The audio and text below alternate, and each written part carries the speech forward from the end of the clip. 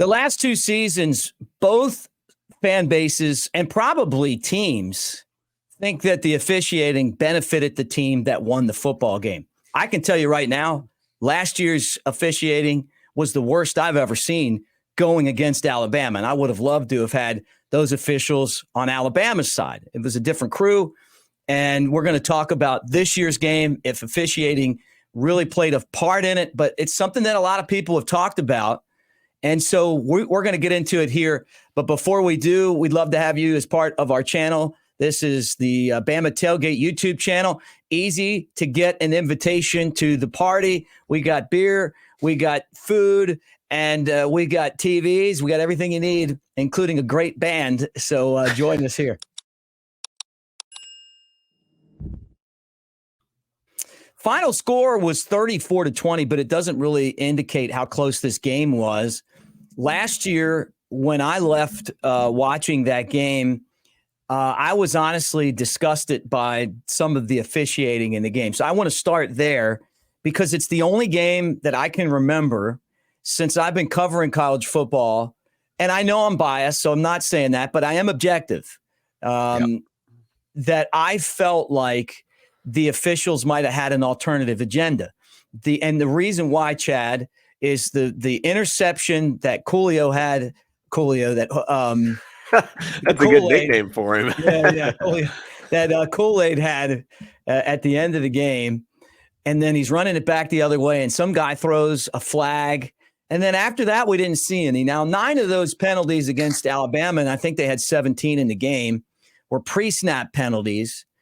It was a lot of the ones that weren't called that bothered me, or the timing of some of them. Tennessee got a penalty for, I think, a false start or illegal procedure, something. It's supposed to be a pre-snap penalty, but they didn't whistle it until after the play was over, and they didn't get the down, and then they got another chance, and then they got the down, and they said, well, it was because of the crowd noise. I've never seen that before. You're telling me it's so loud that now we can't hear for the first time ever, and no one on the field heard a whistle. The other one was Bryce Young got hit twice in that game, where they send us a pamphlet at the beginning of the year and say, this is what happens if you touch the quarterback. And if you hit him in the head, then this is going to happen. Yep. And this happened. They looked upstairs. They didn't call it. And then it just felt like a lot of the penalties that they were calling, the pass interferences and everything else, they just seemed awful suspicious. I left with a terrible feeling. And honestly, with gambling as prevalent as it is across the country, I've been skeptical of officiating, of coaching, and all of that stuff. And since then, we've seen that some of this might be worth taking a look at. And Dennis Dodd did a story basically saying that the FBI flags games each week for what they think might be suspicious behavior. I felt like that game had to be flagged just from watching it. Now, I could be wrong, but that's how I felt. And I see the social media, and I felt like Alabama got the breaks this year with the officiating. I said that on a post-game show. But when you look at it, Chad, it was not even close to as egregious as last year.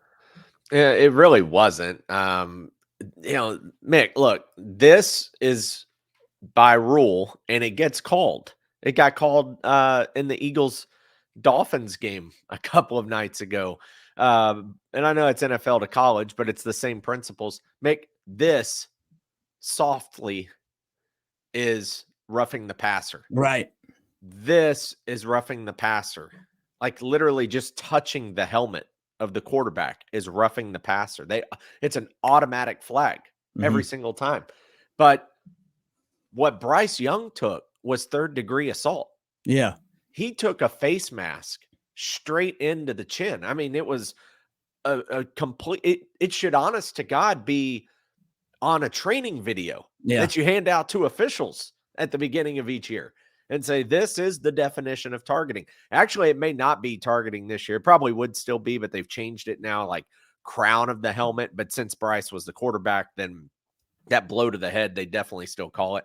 But that was so blatant and obvious that was not called. I don't think that drive resulted in a touchdown either. I want to say it ended up not being a touchdown drive. The down markers being incorrect. You're right. I mean, how do you get that incorrect? How do you not know if it's second or third down? How do you That's have true. to go to I didn't replay? even think about that. Right. How do you have to go to replay? Well, compare it to this year, though, out? because you were talking about this, and I think you bring up a good point. Alabama had one penalty for what, 5 yards? Yeah, it was a false start. It was a snap infraction on McLaughlin. So they didn't have any penalties. But it's not like they were throwing a lot of flags outside of Tennessee's pre-snap penalties. No, it was 8 penalties total for Tennessee, but they had 2 false starts, 1 delay of game where the linebacker was clapping, which you can't do on defense. And then they had the 2 offsides, the back-to-back offsides at midfield in the second half. So those are clear. There's no argument there. That's been my problem with this bitching since Saturday night is you had 8 penalties. 5 of them are pre-snap penalties. It's what I call a non-judgment call. It's just a penalty, guys. It is. So you had 3 penalties. You had 3 penalties. One of them was a holding penalty on a touchdown, right? Where the guy's coming around the corner.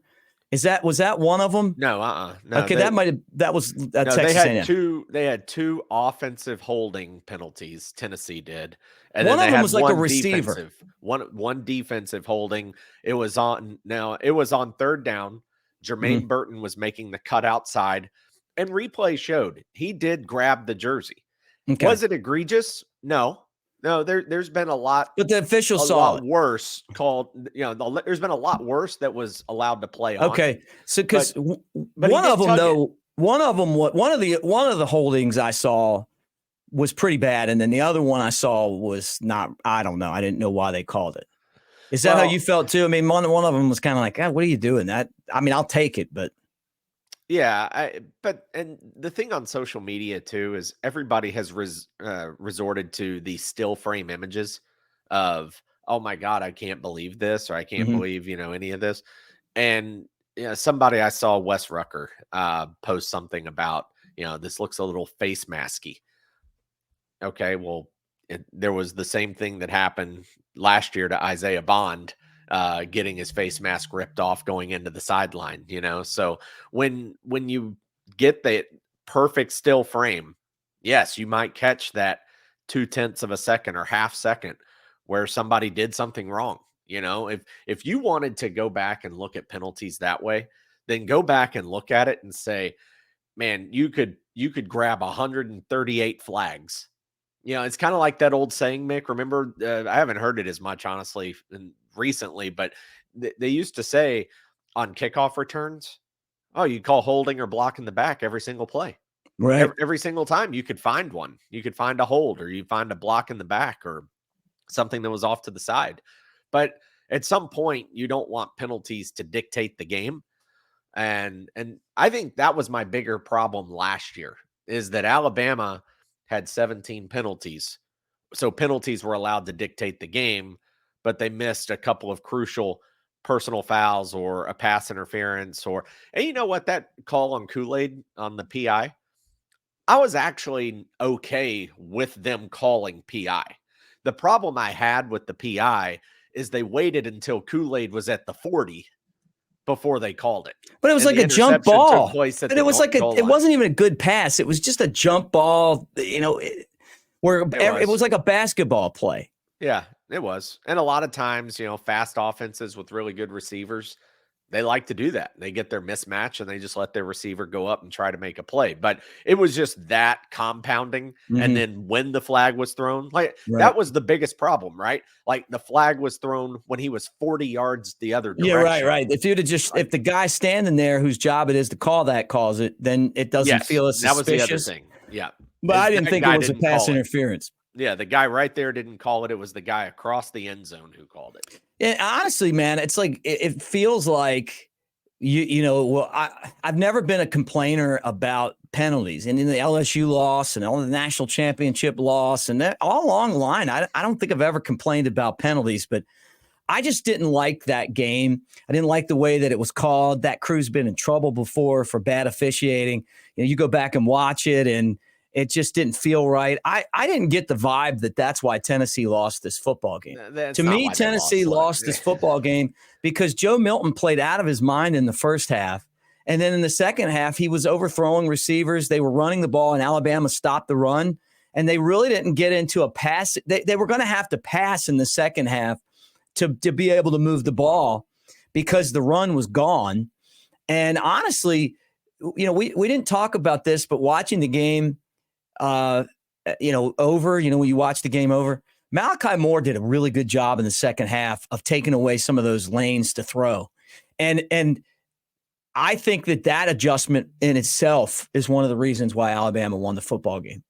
Yeah, Alabama just played a better second half. I mean, that's all. They had better second half adjustments. They outcoached Josh Heupel in Tennessee in the second half. And look, you can't score 0 and go back and complain about the officiating in the second half. And also, hey, Alabama just stopped your ass on 4th down. They did it, 2-3 times in the game?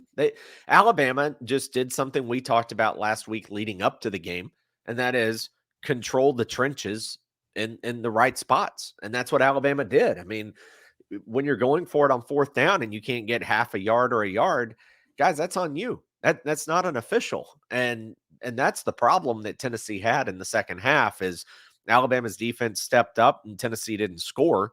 There were no penalties or lack of penalties that were going to get Tennessee 15 additional points in the second half to win that game. And 2 quick things, Mick. One is, by the way, for all those morons, I mean, like literal dumbasses who are out there saying this, the referee from Saturday's game is not a realtor in Tuscaloosa. So shut the hell up. Like, it's just, you go to these far-fetched dark corners of social media and they come up with the dumbest shit you've ever heard of in your life. Like, guys, it's not the same guy. Okay. I'm sure the guy would love you to call him if you want to buy a house, but it's not the same guy. It's not that's the so funny. Number 2, last year's crew, Jason Autry. I'm going to bring this up. Jason Autry and his crew that was in Neyland last year.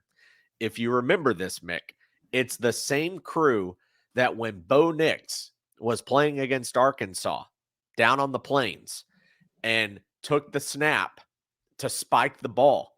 But when he did, he took the snap, juggled it, turned to his side, and spiked it backwards. Right. Arkansas recovered, and then that crew said incomplete pass. They replayed it, said there was no clear recovery, which there was on replay, and they blew those calls. So that was the same crew in the Bama-Tennessee game last year that couldn't remember what down it was, that swallowed a whistle on targeting, that missed a face mask, that you were talking about earlier, missed an easy call. They can't get spiking done correctly when it's Auburn, Arkansas. So that crew is inept. If you see Jason Autry's name as the referee, you're done. You just better pray to the God of referees that everything, it's a blowout in your direction, because if you leave it up to them, you're screwed. Yep. Well, it's a passionate, matchup, and both fan bases are passionate. Maybe a call here or a call there could have gone a different direction, but to me, I just don't even compare these two in the officiating. But you guys tell me what you think. We've gotten some comments on that, and that's why we wanted to do this show. Everyone's going to see it through a different lens. But at the end of the day, you could be 100% right, and you still just sound so soft when you complain about the officials. Trust me, I've been talking about it for a year, so I'm saying about myself too. Thanks for being here. If you are not already a subscriber, please do so. This is the Bama Tailgate YouTube channel.